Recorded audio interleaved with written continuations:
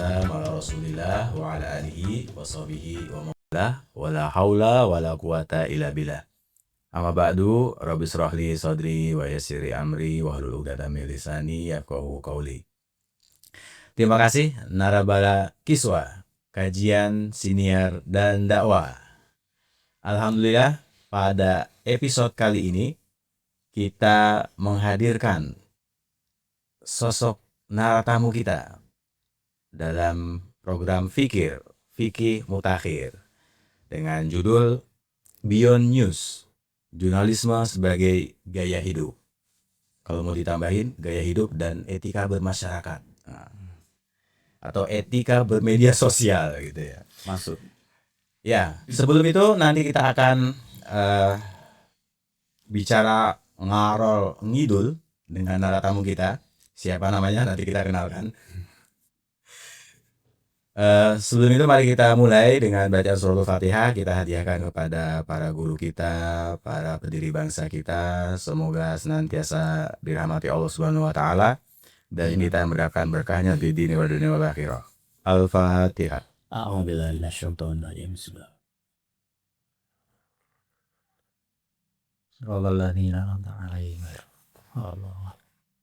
Amin ya rabbal alamin. Kita hadirkan Mas Erdi Nasro. Selamat datang Mas Erdi. Tentunya di samping naratamu kita juga ada narafiki kita, Mas Rizal, yang akan menjelaskan bagaimana korelasi antara jurnalistik atau dunia media dengan kaidah fikihan atau kaidah usuliyah yang berkaitan dengan Islamic Studies-nya. Mas Erdi sebagai mukaddimah mungkin bisa bercerita tentang latar belakang, kemudian kenapa tertarik di dunia media jurnalistik, dan mungkin ada kabar-kabar apa kehangatan di dunia media. Dipersilakan. Baik, terima kasih Mas Atung, Mas Rizal. Saya bisa berkesempatan membersamai para ahli ilmu ini luar biasa di tempat. Saya jujur waktu pertama kali melihat kajian kiswah ini, saya cukup kaget gitu. Ini kajian tentang Islam, kajian membahas macam-macam, tapi backgroundnya kok gedung-gedung gini nih. Biasanya di masjid gitu kan, atau di ruang apa gitu, di suatu ruangan gitu kan, di komplek pesantren yang biasanya itu berada di tempat tertentu gitu. Tapi ini berada di tengah gedung-gedung yang luar biasa ini. Saya sampai saya perhatiin gitu podcast ini beberapa kali gitu. Ini editan atau bukan ya? Ini jangan-jangan nih apa gitu ya, LCD atau apa gitu. Begitu saya ngasih oh ngeri ya. Udah gitu pas masuk awal gitu kan, pas masuk awal sini saya tuh dari dulu punya kebiasaan ketika masuk ke suatu tempat, begitu ada jajaran buku, maka itulah yang saya perhatikan pertama kali. Kayak dulu di Gandaria ya tuh ya, waktu kita Mas Atung, saya pertama kali kenal Mas Atung, saya pasti perhatikan buku dulu. Saya perhatiin buku nih, apa nih bukunya nih, dan Mas Rizal ternyata juga punya koleksi buku yang luar biasa. Nah begitu masuk sini ngelihat, oh itu ada Al-Misbahnya Prof. Quraisy Shihab, oke di atasnya ini Kiai Khalid Serozin Namu Satya. Terus ada tentang yang tadi ya, Ibnu Taimiyah on Kalam and Falsafah. Ibnu Taimiyah nih awalnya, tapi begitu lihat on Kalam and Falsafahnya, oh berarti Cak Nur. Aman ya. Oke. Ini berarti nih oke nih. Karena kalau Ibnu Taimiyah terus yang mengkaji itu apa saluran lain. Nah, ini ntar beda nih perspektifnya nih. Bisa jadi cuman kuat di kalamnya, falsafahnya ntar beda lagi gitu. Ya gitu ya. Jadi punya apa namanya perspektif yang luar biasa, dan jujur saya mengapresiasi kajian ini. Jadi Di tengah orang ngomongin tentang stock exchange, orang ngomongin tentang bisnis, tentang project, Ya. ngomongin tentang quantity, di sini di tengah gedung-gedung ini ternyata ada Majelis taklim. yang membicarakan tentang keislaman yang luar biasa, keislaman, sains, dan kaitannya dengan bagaimana kita bisa melestarikan nilai-nilai keislaman di sini, di tempat ini, di tengah orang-orang yang bicara tentang itu dunia semua deh pastinya. Oke, berkaitan dengan jurnalisme, terima kasih saya diberi kesempatan untuk bicara tentang jurnalisme. Kenapa saya harus bicara tentang jurnalisme? Karena sekarang semakin banyak orang menggunakan media. Dalam hal ini adalah media sosial. Berapa jumlah pengguna media sosial kita? Itu udah ratusan juta orang. Kalau boleh dibilang dari 280 juta penduduk Indonesia, itu ada sekitar 150 juta bahkan lebih itu menggunakan media sosial. Bahkan satu orang punya 2 akun. Nah, belum lagi yang buzzer ya, ternak di akunnya. Apakah kemudian semuanya menggunakan jurnalisme? Kayaknya enggak deh, gitu. Sementara yang menjadi ruh dan kunci menghasilkan konten dari dulu itu adalah jurnalisme. Kenapa jurnalisme? Karena di dalam jurnalisme itu ada etika. Di dalam jurnalisme itu ada do and don't yang menjadi pedoman. Ya kayak tadi kan kita kan sempat cerita-cerita ya, dalam hal apa sih kita harus menggunakan jurnalisme ketika kita lagi sarapan nih, misalkan enak-enak nih, lagi Kulineran ya? Iya, kulineran, misalkan ada yang suka English breakfast gitu kan. Wah, ini ada beef bacon, kemudian ada peanuts segala macem, ada sausage, enak kan gitu. Waduh, ini lagi ini English breakfast enak banget gitu kan. Ini versi halalnya English breakfast gitu. Tiba-tiba kita pas lagi search konten gitu, geser-geser gini tangan kita, ada orang yang menyiarkan langsung live TikTok atau apa, peristiwa yang berdarah-darah. Situ kita ngeliat, muncrat darahnya. Itu gimana tuh? Sarapannya lanjut atau enggak? Atau makin nikmat. Nah itu makanya pentingnya jurnalisme itu di situ. Karena dengan jurnalisme itu kita bisa ngukur mana yang harus kita expose, mana yang tidak. Di situ. Dan jurnalisme ini apa aja? Jurnalisme itu kan ada beberapa kata kunci. Yang pertama adalah pemilihan fakta. Fakta mana saja yang harus kita expose dan fakta mana saja yang harus kita kesampingkan, namun kita bisa menyampaikannya dengan gaya berbeda. Kenapa? Karena di situ kita mementingkan kenyamanan orang lain. Journalism is not only about me, but also about other people. Orang yang akan menikmati konten kita. Kita kan harus mikirin kayak tadi orang yang lagi sarapan.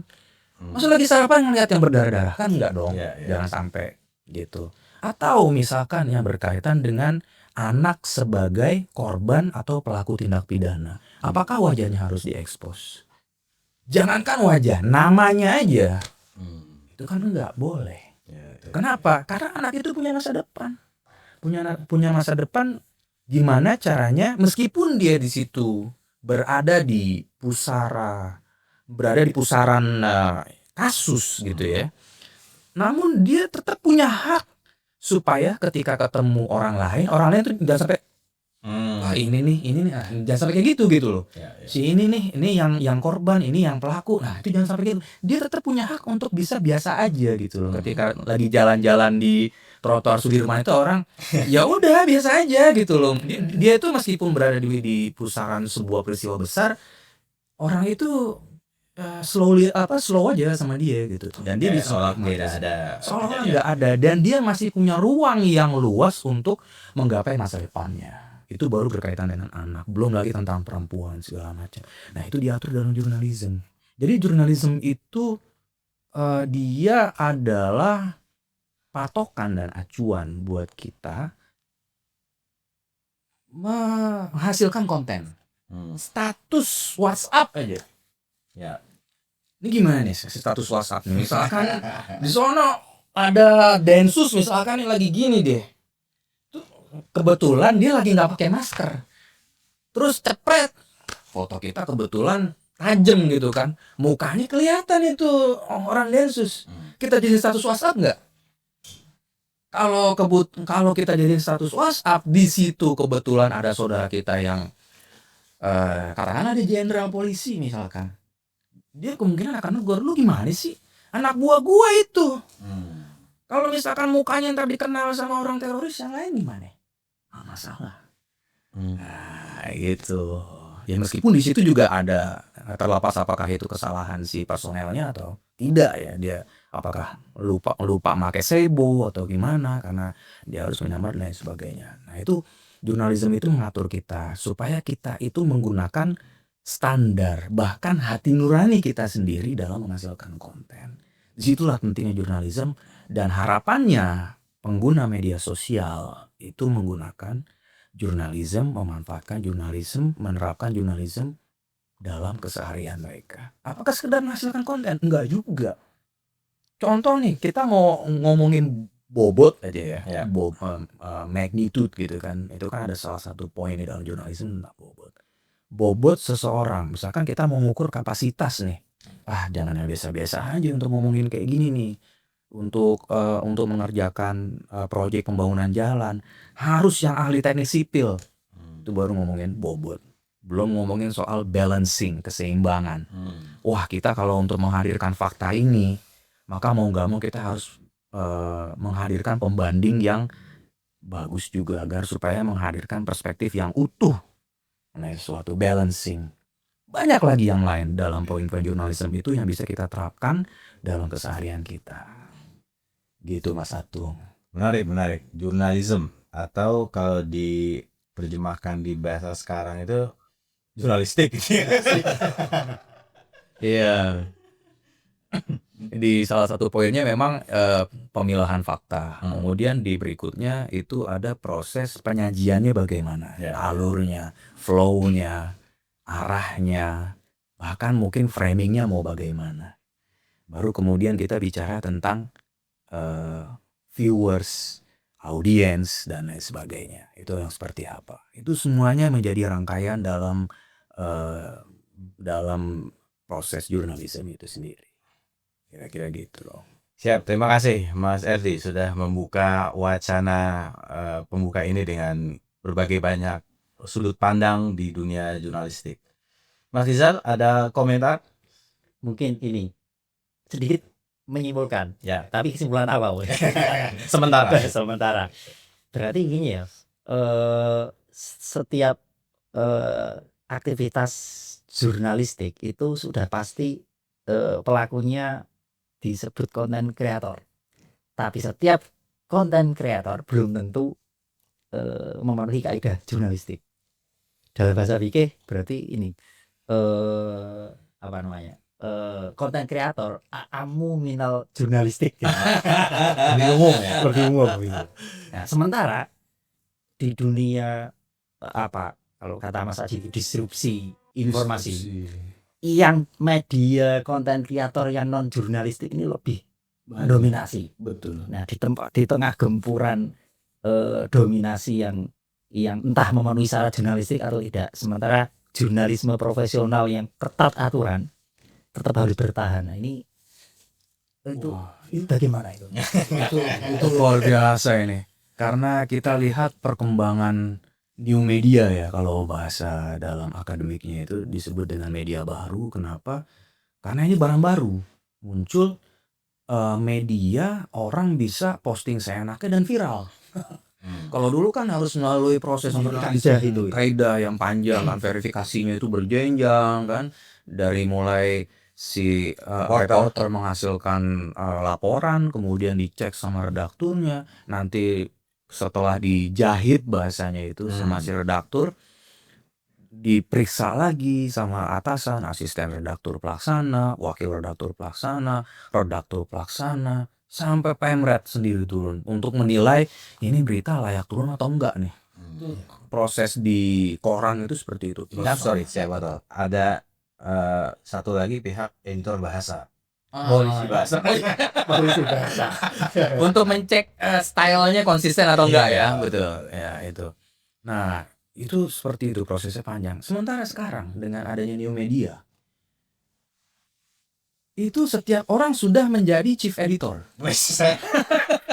Padahal chief editor itu dulu adalah posisi yang politis, posisi yang Oh iya ya. mahal, bahkan Arni Hadi ya, orang-orang apa jurnalis yang senior banget itu bilang chief editor itu setingkat dengan menteri loh.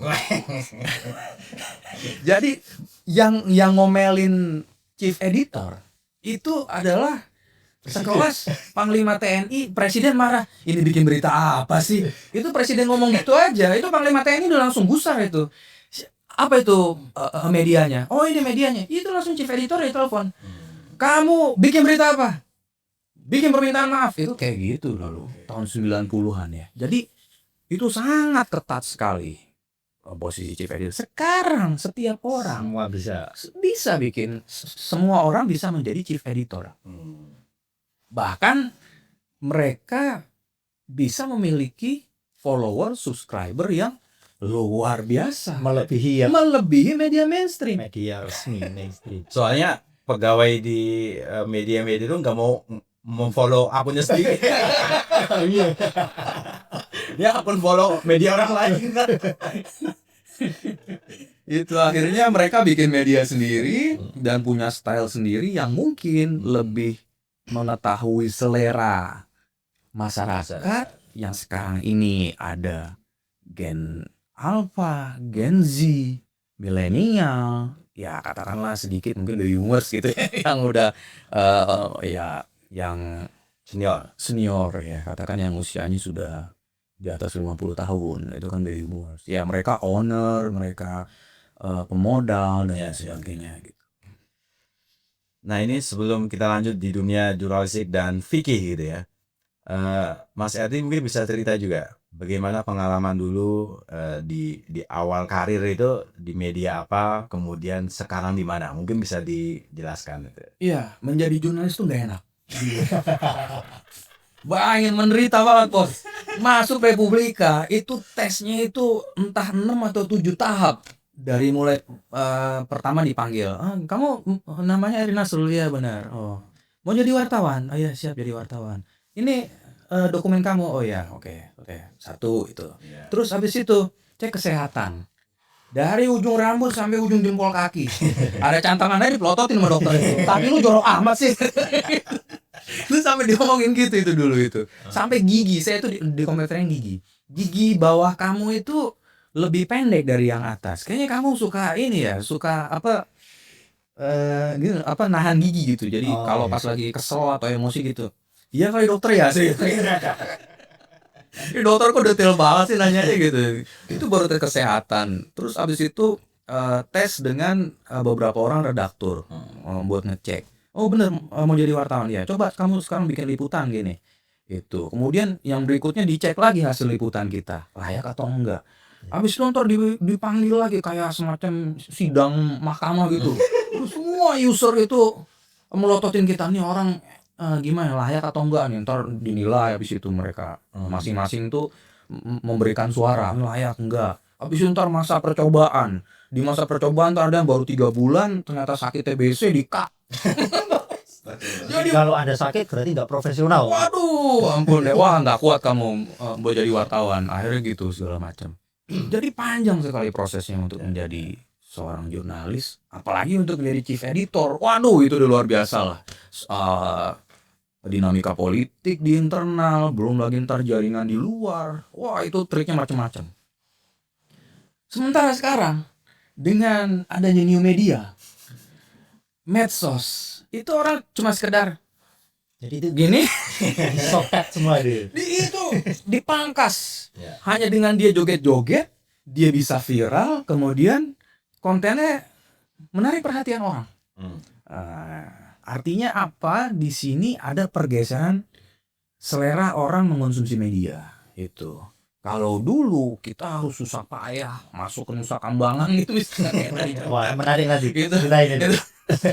harus nempel sama apa namanya, sama kawan-kawan di Polri gitu kan. Dan itu pun kawan-kawan Polri itu akan men-screening kita gitu loh. Background kita ditelusuri, itu mah KTP kamu mana? Gitu kan. Kemudian dicek nanti sama orang-orang Densus gitu kan, orang layak atau enggak ya. Coba backgroundnya, aliran dananya, itu segala macam dicek. Sampai akhirnya oke, lu boleh ikut. Akhirnya masuk ke dalam. Gimana-gimananya, wah itu banyak dinamika deh. Ya, itu mungkin dari sisi yang tidak enaknya ya. Mungkin pasti ada sisi enaknya jadi Iya dong. Oh ya. Lagi abis ini nggak ada orang mau jadi wartawan. Sisi enaknya ada syarat. Syaratnya itu pertama pembelajar. Oke. Dia seorang pembaca buku, itu satu hal. Ketika nanti ketemu sama suatu kasus, suatu peristiwa, dia langsung ingat dengan buku-buku yang pernah dia baca. Itu poin plus. Untuk dia menyajikan tulisan, nanti gayanya akan mantap itu, karena dia punya bacaan ya. Itu pertama. Kemudian yang kedua, dia harus seorang aventuris. petualang. Kalau dia kerjaannya ngedekam doang di kamar, keluar kecamatan udah batuk-batuk, nggak bisa.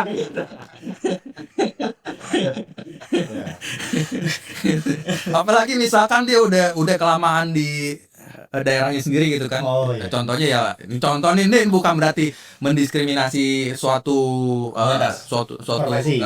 gitu ya. Contoh misalkan gini, dia kelamaan, tiap pagi itu harus makan nasi uduk. Nah, akhirnya dia jalan nih, misalkan nih suatu ketika ke pedalaman Kalimantan. Ya pagi dia sholat subuh lah gitu ya, sholat subuh. Terus habis itu dia Nyari keliling-keliling, terus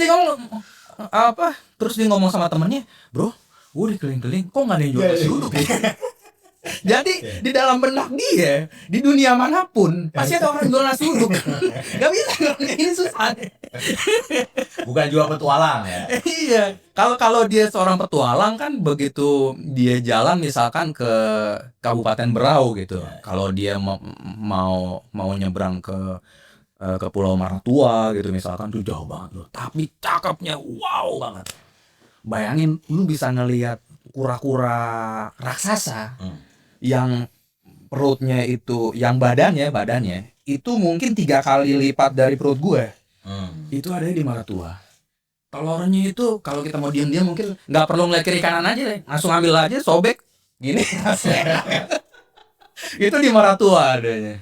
Nah itu di sana kita bisa datang ke daerah-daerah yang tak terpikirkan. Jadi kalau mungkin bahasa anak sekarang, hidden game-nya gitu ya. Dan ketika kita sampai ke daerah seperti itu gitu ya, kita ketemu sama makanan khas sana, kita nggak aneh gitu. Oh ini makanan khas di sini. Katakanlah di sana misalkan ada nasi kuning, kemudian di sana ternyata ada yang jual coto gitu kan. Oh berarti orang Bugis. Oh iya, di Kalimantan banyak orang Bugis. Oke, kita makan coto. Enak aja, santai gitu. Apalagi kalau ketemu bahasa. Nah, ini memang masalahnya di bahasa nanti. Kayak misalkan saya pengalaman pernah sampai di suatu daerah Kalimantan, kemudian saya pengen melondri baju gitu kan. Akhirnya jam 9, karena sekarang ada Google kan, enak aja. Oke nih, ini ada tempat laundry. Datanglah saya ke tempat ke tempat laundry tersebut gitu. Datang, disambut sama si ibu gitu kan. Oh iya Pak, ini ya Bu, izin saya mau ini laundry pakaian. Oh iya, mau yang selesai jam berapa? Sore Bu, kalau boleh bisa saya ambil lagi gitu. Oh iya, nanti ulun akan cuci gitu. Bahasanya udah ulun nih. Saya mikir langsung ulun apa ini? Ulun siapa? Oke dulu lah kayak ulun.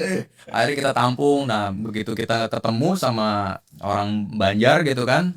Oh itu ulun itu kalau di Jawanya itu bahasa kulo. Nah, apa kulo itu saya tapi yang halus banget itu. Hamba akan gitu ya. Oh gitu ya. Oh berarti gue dihormatin banget. Akhirnya kita paham gitu. Ya kita akan menghadapi kayak gitu, tapi kita akan santai. Kenapa? Karena kita sudah sering jalan-jalan. Ada syaratnya itu ya. Itu syarat menjadi jurnalis, dan kita akan menemukan banyak budaya-budaya baru. Memang kalau mau jadi sosiolog, fenomenolog, itu pertamanya adalah menjadi jurnalis. Antropolog, Antropolog gitu ya. aktivis juga masuk ya. Aktivis ya bisa. Bisa. Karena dia pasti akan ngomongin idealisme ya di situ. Filolog juga sih bener. Jadi common sense sekali ya kalau jurnalistik itu bisa mengcover siapa aja ya. Bisa. Background pesantren pun bisa masuk jurnalis. Wow, banyak. Banyak, Jurnalis-jurnalis hebat itu yang dulunya adalah Pesantren. alumni pesantren. Ya, kalau yang ada di Tempo ya, Ya. yang kita pernah kenal Profesor Muhammad Baharun. Kan dulu dia dari pesantren di Bondowoso. Bondowoso. Ya, murid dari abahnya langsung ya. Habib Hasan bin Muhammad Baharun. Terus ada nih Gus Kiai Mustafa Hilmi. Kiai Mustafa Hilmi. Ya. Itu malah santri kelana ya. Nah itu santri kelana itu kan berarti aventuris dia. Ada lagi yang antik. Dulu pernah baca buku Jakarta Undercover. Oke, Muammar M. Nah, itu Muammar M. iya betul. Oke. Nah, santri juga, tapi masuk ke dunia yang unik. Maaf. Itu santri ya. Santri itu, kalau nggak salah DNA-nya. Ada juga yang model begitu. Iya. Dan kayaknya Bung RD ini, Mas RD ini memang bionya adalah penikmat hidup, khususnya kuliner. Jadi jangan-jangan resep awet mudanya itu memang kuliner ya. Tapi udah ubanan bro. Gak apa-apa lah ya. Jiwanya muda. Iya. Uban itu yang simbol kewibawaan. Betulnya sampai ngomongnya, Mas ingat mati Mas.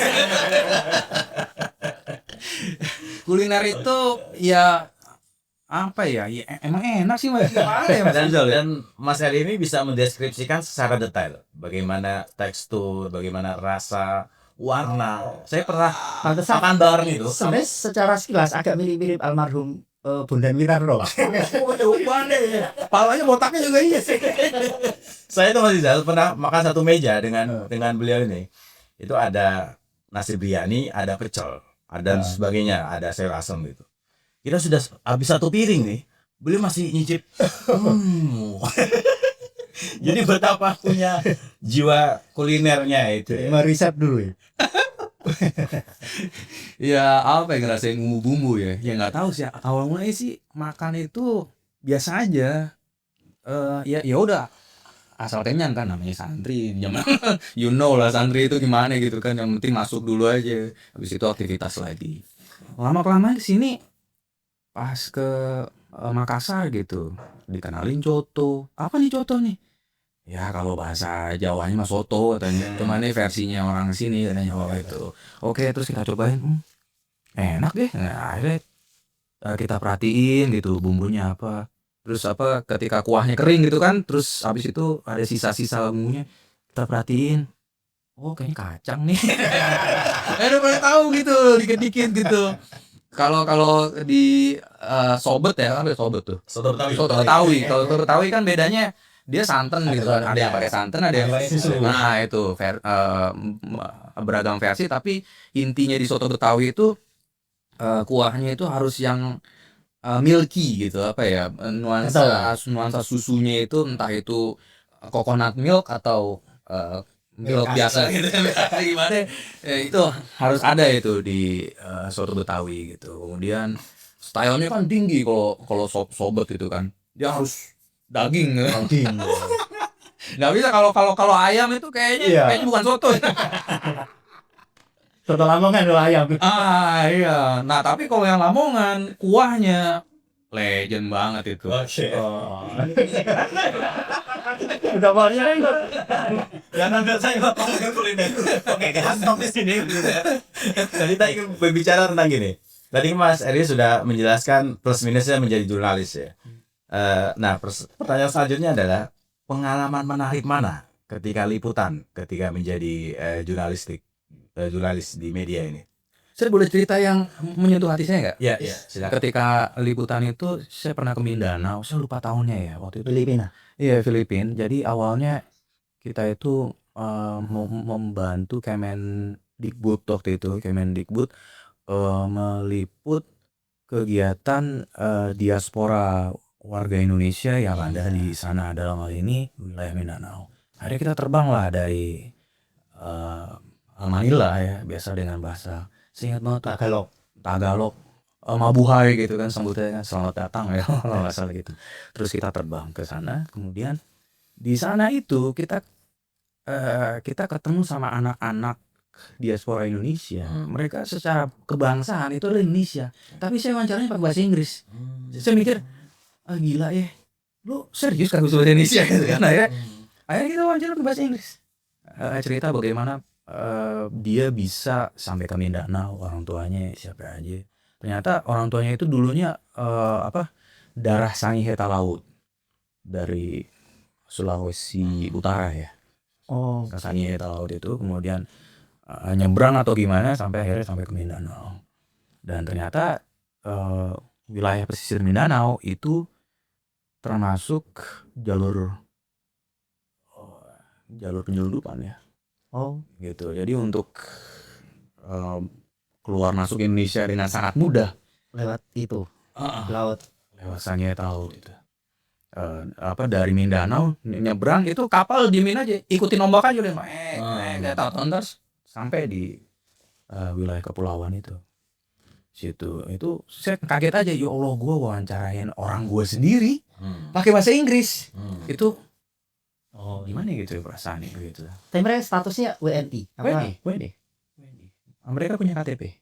KTP-nya Indonesia. Terus status mereka di sana? Iya karena orang tuanya bekerja di sana. Oh, Akhirnya mereka ya itu harus hidup di sana, tumbuh dan berkembang dengan bahasa dan budaya mereka. betul dengan bahasa Jadi keindonesiaan mereka udah hilang gitu. Nah, mereka dapat keindonesiaan itu di Sekolah Indonesia Davao, SID, Di bawah Kemendikbud. di bawah Kemendikbud dan dikelola oleh KJRI Davao. Jangan-jangan Kang Fajar ini. Kang Fajar punya nggak di Filipina cabang sekolahnya? Nggak ada. Hong Kong. Oh, di Filipina ada juga kan? Jangan-jangan Kang Fajar dia yang mendirikan tuh.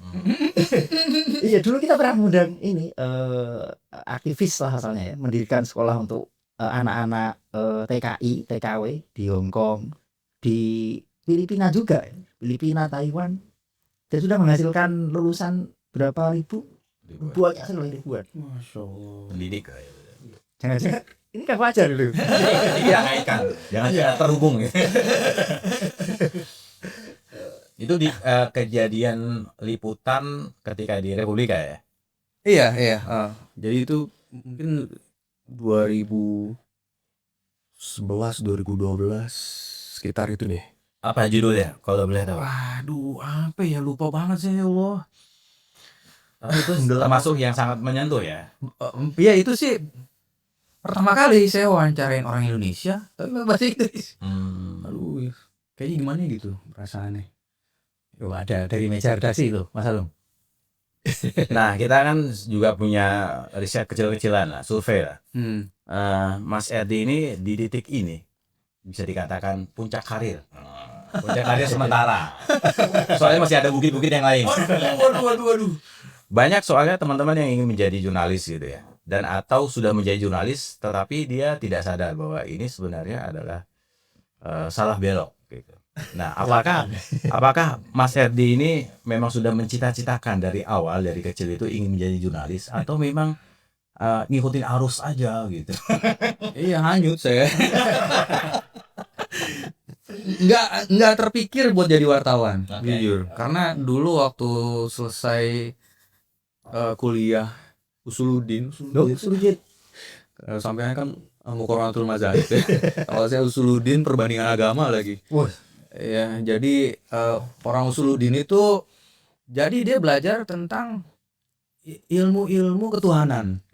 Kayak kalau di IAIN Malaysia itu Islamic Revealed Knowledge gitu, ilmu ketuhanan. Dia belajar tentang teologi apa segala macam. Tauhid. Iya. Mungkin kalau Allah masih memberikan status nabi buat yang lain tuh, tamat dari itu bisa jadi nabi. Teolog ya. Cuman karena udah nggak ada lagi gitu kan, karena khotamun nabiin itu adalah Nabi Muhammad, ya udah selesai di situ. Nah, ya awalnya situ, kemudian pernah jadi guru ngajarin orang, kok kayaknya saya kurang sabar gitu. akhirnya melalang buana kemana-mana sampai akhirnya ketemu sama orang senior saya di Gontor dulu. Meskipun saya belum pernah ketemu dia sebelumnya, cuma karena dia sebagai alumni Gontor. Oh, lu alumni Gontor. Ya udah sini. Gitu aja. Oke. Kepercayaan apa ya? Kesukuan atau gimana ya? Primordial mungkin ya.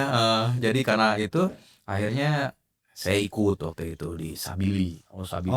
Aduh, kalian tahu ya. Sabili itu kayak gimana kerasnya. Padahal kita di dalam ruang redaksi itu ya ngomongin macam-macam juga gitu. Ngomongin soal ya macam-macam deh. Rahmatan lil alamin. Bukan rahmatan lil alamin. Ya ngomongin kopi, ngomongin Iya, pokoknya ngalor ngidul gitu omongannya sama sekali nggak ada kaitannya, belum tentu ada berkaitan dengan keislaman. Meskipun misalkan ketika ditanya soal jilbab, kenapa ada kasus pelarangan jilbab itu secara otomatis itu langsung berarti kita harus wawancarain si narasumber dulu nih, si korban kenapa dia bisa sampai ini, kemudian kita akan mau tarik lagi ke MUI, ormas Islam segala macam, kita akan seperti itu. Namun yang menarik bagi saya ketika berinteraksi dengan media Islam adalah banyak orang tidak mengira bahwa sebetulnya media Islam itu santai aja. Bukan berarti dia harus pakai cadar gitu, enggak juga kok. Kadang meskipun pakai kerudung panjang, kadang juga gini-gini akhirnya sininya kelihatan. Jadi sebetulnya santai banget. Dan di Republika gitu ya, di Republika itu pernah kedatangan seorang peneliti namanya Janet Steele. Bule. Di dalam benak dia orang di Republika itu soleh, apa segala macam. Nggak taunya ya biasa aja. Ya santai gitu. Bahkan saat ini ada juga orang non muslim ada di kita gitu, di Republika, dan itu biasa. Ya tentunya kita akan atur gitu bahwa yang non muslim dia akan melakukan reportase apa saja, sementara yang muslim dia kemana. Dalam hal ketika berkaitan dengan substansi keislaman, ya tentu ini adalah orang yang punya keahlian dalam bidang keislaman gitu. Jadi kalau gitu mungkin pertanyaannya begini, sebenarnya image media Islam seperti tadi itu dibentuk oleh stereotipnya ya, atau sebenarnya media Islam pengen istilahnya ya sebenarnya pengen membentuk identitas Islam, cuma kebablasan akhirnya. Jadi pengen ini media Islam tapi akhirnya ini ditangkap oleh publik seperti itu gitu. Islamis ya. Iya ya, karena ketika sudah sampai ke publik maka terserah mereka akan menilai seperti apa gitu kan. Nah mungkin yang terjadi selama ini ketika itu dikaitkan dengan yang terjadi di kawasan lain atau case tertentu gitu ya, akhirnya terjadilah semacam stereotyping gitu, bahwa media Islam ini identik dengan yang macam-macam. Pada saat itu ya tahun 2000-an itu kan sangat terasa sekali itu nuansa kayak gitu itu, bahwa ini arahnya nih garis keras gitu ya, ekstremis segala macam. Padahal sebetulnya ya biasa aja. Orang di situ ada yang kunut, ada yang nggak kunut, ribut segala macam. Ya alhamdulillah ribut, berarti kan masih ada yang sholat subuh gitu kan. Jadi ya artinya sih santai aja gitu yang terjadi di media Islam itu gitu. Dan dalam perkembangannya saat ini ya kita sangat memperhatikan kondisi existing di masyarakat gitu loh. Kayak misalkan bahwa tren busana muslim itu sangat berkembang. Ya kita harus mengcapture itu dong. Betul. Karena itu kan yang terjadi gitu kan. Terus juga ekonomi syariah misalkan, bahwa pertumbuhan wakaf meningkat, potensinya ada ribuan triliun. Dan itu belum tergarap maksimal karena tergarapnya hanya selama ini yang banyak itu berupa kuburan wakaf. Padahal ada sisi wakaf produktif, ada yang sangat bagus gitu untuk dikembangkan. Itu sih ya sementara ini yang kita capture gitu, dan kita enjoy aja untuk menikmati itu gitu. Jadi Mas Henry menjadi jurnalis ini secara tiba-tiba ya. Secara tiba-tiba. Jadi Oke. nggak nyangka ketika dari Sabili saya mungkin kurang dari setahun, terus ketemu sama temen lama tuh. Ketemu temen namanya Deden Maulid Rojat, orang UIN Syarif Hidayatullah. Dia sangat kuat dengan komunitas Banten ya. Gitu. Dia habis liputan Situ Gintung. Oh, yang waktu itu Jebol, dia sampai berhari-hari nggak mandi gitu. 2010. Iya, jadi dia tuh di tempat mahasiswa Banten itu pakai celana jeans digulung gitu mas, Iya. terus bawa HP komunikator. Oh iya, asik. Iya. Komunikator tuh udah Apa Pak? iya. Itu zaman itu pokoknya keren banget lah Oh, kalau iya. pakai komunikator kan. Jadi dia itu ngetik sih, gue bilang, wah iya, Deden orangnya sibuk bener. Sampai akhirnya saya ngomong, Den, kalau ada lowongan dari Republika boleh lah. Akhirnya dia menginfokan gitu. Nih ada lowongan dari Republika. Akhirnya saya ngirim. Ngikuti proses yang panjang banget sampai akhirnya saya diterima masuk. Dedennya keluar karena dia dapat beasiswa ke Turki. Oke. Gue bilang rezekinya orang ini bagus nih. Karena sudah mengkader beliau. Atau jangan nggak enak nih, udah nih junior saya. Bisa jadi. Tapi sebelum berkecimpung di dunia jurnalistik, punya cita-cita apa? Gak kepikiran ya, paling cuma back office gitu aja deh. Cuman begitu masuk ke jurnalis kayaknya seru ya. Akhirnya sempat kepikiran, udahlah gue dari Republika aja gitu. Dan nyaman ya. Ya alhamdulillah. Republika menjadi wasilah untuk mengembangkan diri sampai saat ini. Luar biasa. Jadi ingat makolahnya Imam Al-Ghazali, Mas Rizal. Jika Anda bukan anak sultan, maka jadilah jurnalis. Iya benar itu. Atau penulis lah maksudnya ya. Kalau nggak salah, kalau kamu bukan bangsawan, kalau kamu bukan anak orang kaya, maka menulislah. Begitu ya. Kalau di Prof. Ali Mustafa Yaakob, wala ta'udunna illa wa antum katibun. Wallah. Nah, ini ada pertanyaan nih dari meja redaksi. Ya. Apakah menjadi seorang jurnalis bisa dari bakat? Genealogi, genetik. Nggak tahu ya, cuman gini.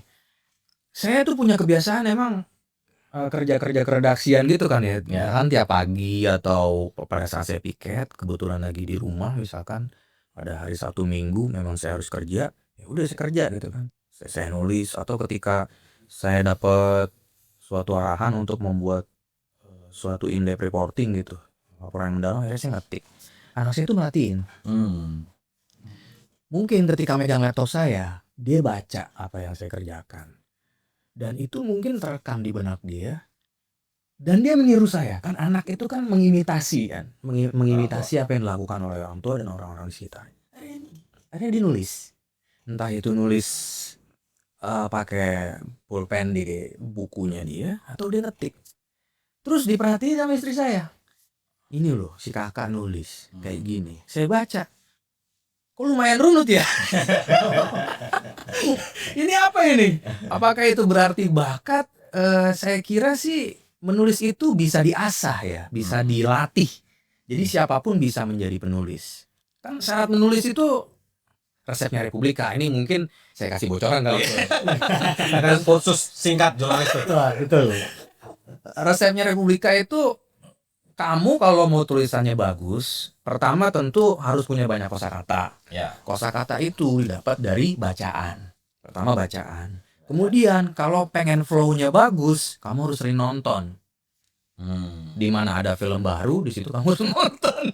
Jadi posisi Republika saat ini dan yang dulu, kalau yang dulu itu kan di dekat Mall Pejaten Village, yang sekarang ada di dekat Stasiun Tebet, dekat sama Kokas. Akhirnya ketika ada film baru, kita nonton aja. Nah kita perhatiin flow-nya, apakah kita mau mulai dari tengah, mau mulai dari akhir kemudian kita tarik lagi ke belakang, itu semua bisa di situ. Jadi kita ambil dari flow. Intinya bisa dilatih. Bisa dilatih. Tanpa sekolah mungkin ya, maksudnya pertanyaan ini.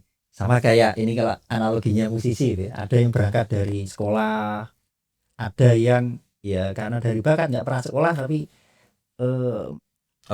organik. Ya, kalau musisi saya ingat Charlie Puth. We don't talk anymore, Yeah. we don't talk anymore, gitu ya. Nah itu kalau kita baca biografinya dia sekilas, dia itu orang tuanya musisi. Jadi kayaknya dari Udah mulai terinfluen. ketika dia di dalam kandungan, emaknya udah main piano, ting tung tang tung tang tung. Akhirnya itu anak itu sedikit banyak dia udah merekam Oh iya. nada gitu kan. Dan lingkungan dia ketika kecil, lingkungan musik. Tumbuh di lingkaran itu. Jadi dia itu Sudah sekolah sebenarnya. Ah. Di depannya gitu. istilah kata ngedehem aja, itu dia oh iya Udah berarti kelas nadanya gini. Itu yang saya pelajarin dari perjalanan hidupnya Charlie Puth ya. Itu luar biasa. Dan maaf lo ya, Charlie Puth itu dibully, bos. Kecilnya dibully. Iya. Tapi hebatnya Charlie Puth itu, energi negatif yang masuk ke diri dia. Itu entah gimana dia ngolahnya, kemudian itu menjadi Jadi positif ya. Itu hebat Charlie Puth. Ya. Itu kalau kata Gus Dur gitu ya. Apa tuh? Anda nggak akan pernah menulis indah kecuali pernah mengalami sakit hati. Dalam. Jadi sebenarnya Mas Rizal pernah sakit hati ya? Kalau Mas Rizal, saya mungkin sampean juga pernah kali ya. Itu kayak ngalamin, Bos. Kertas wangi buat nulis sajak-sajak indah yang dikirim ke Jangan ditodok. Biar lebih artistik lagi, pojoknya dibakar.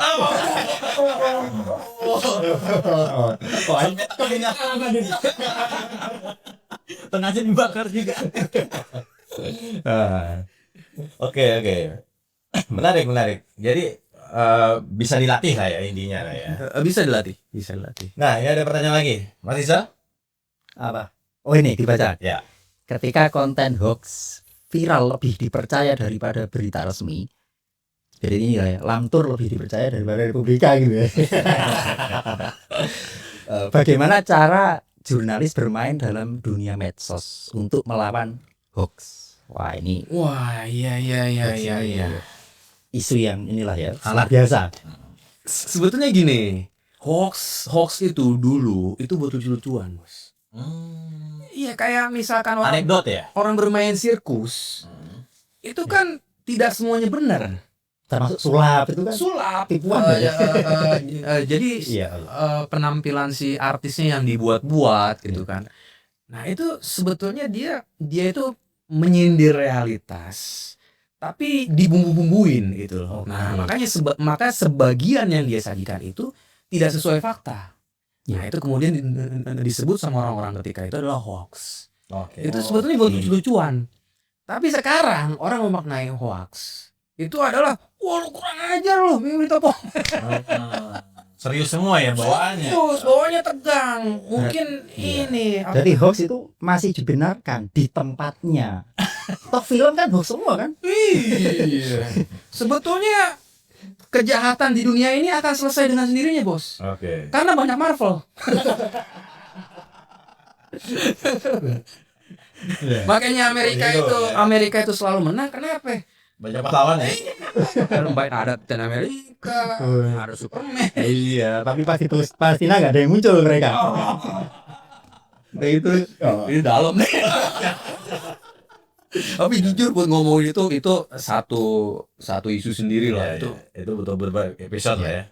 Mungkin nanti sampai aja nih yang kaji kalau mau ngomongin dari sisi jurnalismenya, ngomongin dari sisi filantropinya, ngomongin dari itu banyak banget yang bisa dikaji terkait dengan isu Palestina. Nah, berkaitan dengan yang tadi, bagaimana media mainstream Melawan hoax. melawan hoax, counter, mengimbangi hoax itu ya, itu memang tidak mudah. bayangin kalau kita masih ingat kasus Ratna Sarumpait. Oh iya. Itu jujur aja. Itu pukulan telak buat media mainstream, pukulan telak untuk pelaku jurnalisme. Karena dengan melihat sekilas, mereka langsung percaya bahwa itu adalah Nyata. nyata. Padahal itu Ternyata kena prank semua ya. prank semua. Media mainstream ya. Media mainstream semua kena. Oh iya itu. Kenapa? Karena habit untuk menghasilkan konten secepat-cepatnya itu ternyata mengabaikan bahkan menggugurkan verifikasi. Padahal verifikasi itu adalah Tahap awal. tahap yang tidak boleh dilewatin dalam produksi konten jurnalisme. Jadi semangat membuat konten lebih tinggi daripada semangat Verifikasinya gitu. Nah, bagaimana kemudian media mainstream menyiasati hal tersebut? Nah, menarik. Ya, kita ketika melihat suatu fenomena, kemudian kita mempelajari dulu ya, meskipun ini harus cepat gitu. Jadi kita lihat fenomena tersebut, kemudian gayanya jurnalisme itu adalah sumbernya. Oke. Kayak misalkan ada banjir nih, ada hoax apa gitu ya, misalkan banjir Ya, atau gempa gitu misalnya. atau gempa gitu ya, gempa di Jakarta, sementara posisi saya misalkan ada di Makassar misalkan gitu. Maka yang saya lakukan adalah saya akan nelfon orang Jakarta. Kalau udah tahu wilayah Jakartanya mana, saya akan telepon orang yang ada di dekat situ. Bro, bener nggak ada gempa? Gempa apaan? Pengantin baru kali yang gempa.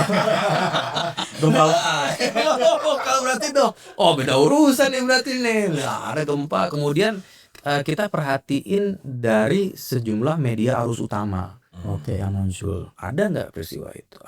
Info mengenai itu? Oh, ternyata belum ada. Ya udah. Berarti kita harus memverifikasi lagi ke beberapa kali kalau kita yakin, dan bahkan sampai lembaga otoritatif ngomong berarti benar. Nah, makanya kalau berkaitan dengan gempa dan bencana alam, BNPB, tunggu info dari BNPB gitu. Kalau BNPB udah ngomong berarti benar itu, meskipun dia belum tentu bisa langsung merinci ya gitu. Nah, orang yang luar biasa memberikan informasi mengenai kebencanaan, kalau boleh itu dijadiin pahlawan, itu namanya almarhum Sutopo Purwonugroho. Iya. Legend yang dulu ya almarhum itu ya. Iya. Itu ngasih infonya luar biasa. Iya. Ketika dia ada suatu info bencana, dia langsung cek verifikasi, dia langsung kerja cepat, dan itu kemudian di-share ke jurnalis. Wah, ini Setnek harus tahu nih, biar tahun depan dikasih tanda kehormatan. Wajib itu kalau menurut saya, karena Pak Sutopo itu luar biasa. Kalau nggak salah beliau wafat karena penyakit kanker ya kalau nggak salah ya, Pak Sutopo itu luar biasa jasanya kalau menurut saya. Itu. Jadi kita lihat sumbernya deh. Kalau yang ngomong ini bukan kapasitas dia, misalkan ini tukang parkir ngomong tentang krisis moneter, udah that's bullshit, totally bullshit udah. Nah, sementara kan sekarang di dunia new media tadi kan orang tidak melihat kepakaran, tapi melihat berapa jumlah follower. Itu Jika followernya banyak, ya dia dianggap kredibel. itu masalah sebetulnya. Kalau menurut saya, bahwa follower itu adalah harta karun ya, kalau boleh dibilang harta atau aset yang sangat berharga, iya. Tapi kemudian menurut saya kepakaran itu tetap harus dilihat. Harus ya. Iya, ketika seorang ahli masak tiba-tiba bicara tentang ekonomi, lu ngomongin ekonomi apa dulu nih? Dia ngomongin tentang harga beras. Oke, harga beras, masuklah, karena beras ini bagian dari bahan kuliner. Kemudian dia ngomongin harganya naik segala macam, padahal sebelumnya enggak. Oke, masih bisa lah. Tapi kalau misalkan bicara fiskal negara gitu. Oke, berarti sejauh mana kerjanya Dewan Pers dan Antara ini sebagai pengawal jurnalistik di Indonesia ini? Dewan Pers itu dia punya fungsi melestarikan dan mempublikasikan, mengawal penerapan undang-undang pers. Ada itu ya, yang tahun 99, dan di dalam undang-undang pers itu ada tentang kode etik jurnalistik. Ya Gus Dur ya. Iya. Kode etik jurnalistik itu betul-betul harus dijaga supaya dia orang menghasilkan media menghasilkan news itu berimbang. Case yang paling banyak ditanganin adalah soal keberimbangan. Jadi dia sudah cover both side kalau yang selama ini. Iya, jadi dari sisi si penegak hukum, dari sisi korban, tapi si pelaku belum. Ini masalah. Ketika si pelaku komplain, ternyata benar. Nah itu makanya yang paling sensitif itu adalah berita-berita hukum, terutama berkaitan dengan kasus tindak pidana. Nah, dalam kasus misalnya berita hoaxnya Ratna Sarumpait itu Dewan Pers memberikan peringatan nggak kepada media-media yang memberitakan itu bahwa itu adalah hoax? Atau Dewan Persnya bagian dari korban pranknya? Harusnya ada ya. Itu wajib menurut saya, Dewan Pers memberikan arahan bagaimana setiap lembaga pers itu menjaga dan menerapkan kode etik jurnalistik dalam kerja-kerja mereka. Ini menarik ini, dunia pers ini memang nggak ada habisnya. Saya ingin mengkonfirmasi ke Mas Erdi. Dulu tuh pas saya di dunia jurnalis juga, itu sempat dengar bahwa Republika pernah laris manis ketika edisi kebakaran hutan. Oh iya ya. Nah, betul. itu menariknya adalah covernya halaman pertama Di di blur semua. Oh ya, Karena memang dalam mereka berempati itu. nah itu mungkin bisa bercerita itu triknya bagaimana kok bisa menemukan ide Iya. Itu gila loh original menurut saya. gitu. Itu gila karena semua petinggi redaksi ketika itu kumpul berdebat gimana Menaikkan isu. ini gimana, mau kita blurin atau enggak. Itu mikir lama sampai akhirnya malam last minute baru ngomong udah blurin aja.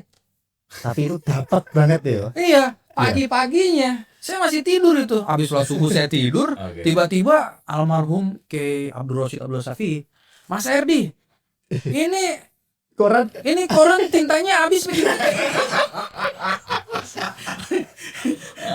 Saya akhirnya sampai ngecek sendiri itu. Ini gimana sih gitu ya.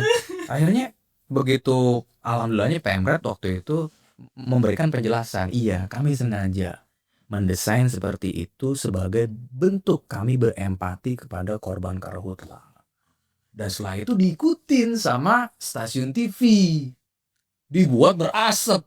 Oh ada ya? Ada, dibuat berasap. Boleh sebutkan nggak stasiun TV-nya apa? Tapi ada yang melakukan Oke. itu, jadi untuk memberikan kesan bahwa Dampaknya lah. dampak karhutla itu kemana-mana. Itu ide yang gila sih. Gila ya, dan harusnya stakeholder semua yang berkaitan dengan karhutla tersentuh ya, sindir. dan itu ya mereka akhirnya bergerak. Siapa penemu ide untuk memblurkan itu?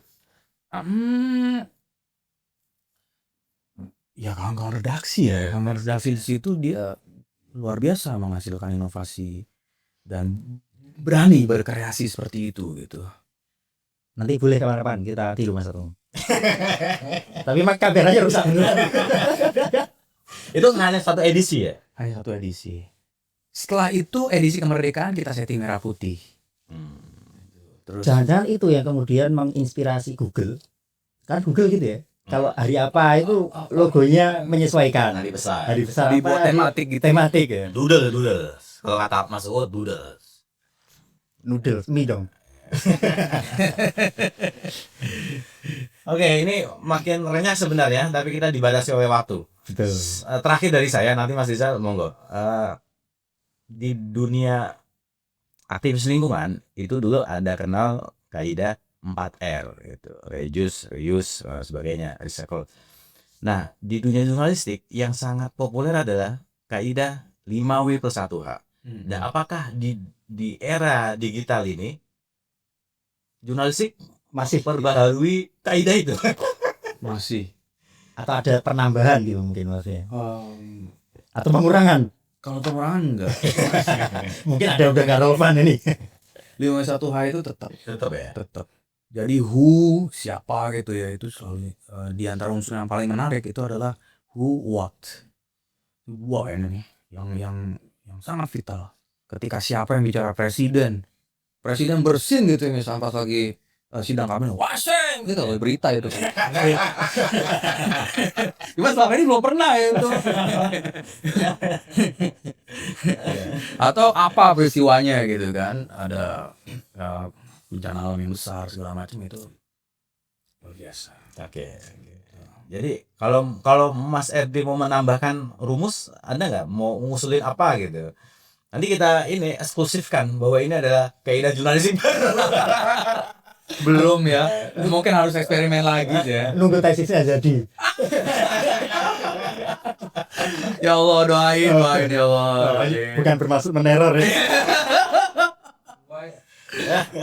Oh sial, di kampus di teror. Nah, ini dari meja redaksi mengusulkan nih 5W plus 1H itu harusnya bukan 5W, 6W. Satunya lagi adalah wise. Oh. Atau kalau bahasa fikihnya adalah kemaslahatan. W-nya dibalik jadi M. Maslahat. UMM masih sama ya, tinggal bolak-balik. Menarik. Saya sepakat dengan itu. Tapi memang kalau itu ditampakkan, berarti kan dia zohir kan. Oh. Selama ini kan itu dibuat ini aja, batin aja. Dan ini harus membedakan antara jurnalistik barat dengan jurnalistik ketimuran. Putra Sang Pajar. Ada lagi jurnalistik yang keislaman. Oke, ini soalnya pengusulnya ini langganan media bertahun-tahun sampai dapat sepeda soalnya. Jadi ada wise-nya gitu. Saya sepakat dengan itu. Jadi sebetulnya itu kan sebetulnya bagian dari elemen jurnalisme, domir kan, hati nurani. Hati nurani itu kan ada di. Jadi sebelum konten itu kita publish, kan kita harus bertanya, ini memberi maslahat nggak sih? Ini emang harus gini atau enggak sih? Saya sih sering memberikan permisalan kepada para peserta pelatihan saya, kalau saya sering ngomong, coba deh yang cewek-cewek nih, coba kalian bikin suatu konten, sudah kalian pikirkan matang-matang, sudah di package, sudah dijahit bagus, kasih lihat ke suami ente sebelum tidur, saya bilang. Nah, kalau besoknya suami itu langsung pergi nggak ngasih uang bulanan, berarti masalah konten lu. Atau misalkan kasih ke istri nih, yang laki-laki kasih ke istri. Kalau besok istri langsung tinggal di rumah orang tuanya, nggak mau pulang ke rumah, berarti masalah konten. Oke. Nah, ini kayaknya perlu dimunculkan wise-nya ini, atau hati nurani itu kan selama ini kan memang ini terpendam ya. abstrak ya. Hati nurani itu standarnya apa sih? Makanya kemudian menjadi kebijaksanaannya adalah sektoral. Oke. Bukan universal. Jadi ada kepentingan. Ini wise-nya untuk siapa? Iya ya. Aduh, kalau itu panjang itu. Nanti ada kesekian. Kalau udah ini harus sesuai dengan siapa, dengan kelompok mana. Aduh, iya sih. Soalnya dulu di dunia media itu seperti itu. Mohon maaf ya. Ketika pimpinan pucuk CEO-nya gitu ya. CEO-nya itu punya partai politik. Ketika dia punya agenda, maka berita yang lain stop dulu. Ini harus naik. Headline. Wah. Saya tahu medianya. Kalau partainya sedang kongres, dari pagi. Oke Mas Rizal, terakhir gimana? Closing atau ini Mas? Saya gitu. Jadi kerja jurnalistik ini kalau di usul fikih ya, di fikih ya kaidah ilmu mustalah hadis loh ya. Bahkan ini ya kalau di ilmu hadis itu kan kita harus menyampaikan utuh apa yang kita terima dari guru kita. Iya. Terus sampai nabi. Bahkan menafsirkan pun nggak boleh. Iya. Nah itu saya rasa ya kerja-kerja jurnalistik ini sangat sesuai dengan kerja-kerja ilmu mustalah hadis ya, yang ini menjadi sumber fikih. Jadi sekaligus ini ya apa istilahnya, meluruskan barangkali ya, hadis itu bukan, bahkan Quran itu bukan kitab hukum, itu sumber, sehingga bahasanya juga berbeda dengan ketika menjadi sumber. Jadi Al-Quran juga Wise tadi itu ya, Al-Quran nggak mungkin menyampaikan, misalkan di Quran itu ada aula mastumun nisa gitu ya. Kalau menurut mazhab Imam Malik ya nggak mungkin Quran ngomong jamak tumun nisa, nggak wise. Jadi untuk menyampaikan berhubungan badan dikemas dengan bahasa yang indah, metafor. Meskipun toh oleh Imam Syafi'i ditelan-mentah ini, ya nggak bisa dong, di mana ya apa adanya. Nah, bahkan di hadis juga sama. Ketika dari hadis Nabi menyampaikan A, ya A saja, nggak boleh ditambahi. Ketika ada kalimat dari Nabi yang dianggap nggak jelas, terus oleh perawi misalkan, perawinya merasa berkepentingan untuk menjelaskan, itu harus catatan kaki statusnya. Karena di zaman para ulama itu ada kasus begitu, ketika dirasa umat butuh penjelasan, hadis itu bercampur baur dengan sarah. Sehingga setelah diteliti oleh ulama berikutnya, dan ini pekerjaan yang sangat rumit waktu itu, sehingga muncul istilah hadis mudroj ya. Itu hadis perawinya memberikan penjelasan tapi nyampur teksnya. Itu pekerjaan disertasi sendiri itu penemunya ya, hadis mudroj namanya ya. Ya saya rasa kerja jurnalistik juga ya berat sebenarnya. Perlu dilatih. Oke, terima kasih Mas Rizal. Closing dari Mas Edi Nasrul, eksklusif hanya di Kiswa.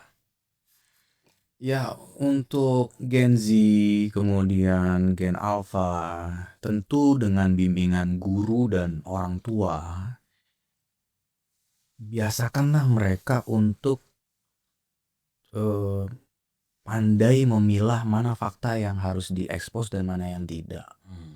Standarnya apa? Standarnya itu orang tua kan punya jam terbang ya, pasti dia tahu lah mana yang layak dan mana yang tidak. Itu yang pertama. Kemudian pikirin orang lain kalau ngeliat konten kita itu muntah atau enggak, akan mengernyitkan dahi atau enggak, ngapain sih bikin konten kayak gini gitu.